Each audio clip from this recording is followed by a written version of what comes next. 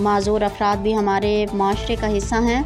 Voice of special person के मरकज़ी chairman Rana Mohammad Saeed ने माजूरों के आलमी दिन पर खसूसी पैगाम देते हुए कहा है कि माजूर अफराद के साथ इज़हार यकजहती के लिए पाकिस्तान समेत दुनिया भर में 3 दिसंबर को माजूरों का दिन मनाया जाता है, मगर हमें अमली तौर पर साल भर में माजूर अफराद से यकजहती का मुजाहरा करना चाहिए।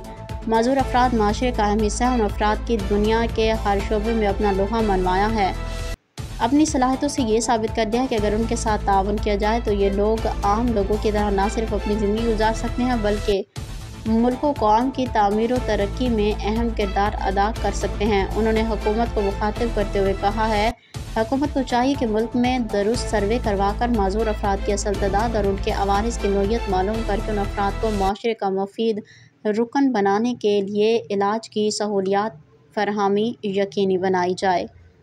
खसूसी अफराद को माशरे में मसावी हकूक़ दिए जाएँ और उनसे किसी किस्म का इम्तियाजी सलूक रवा न रखा जाए।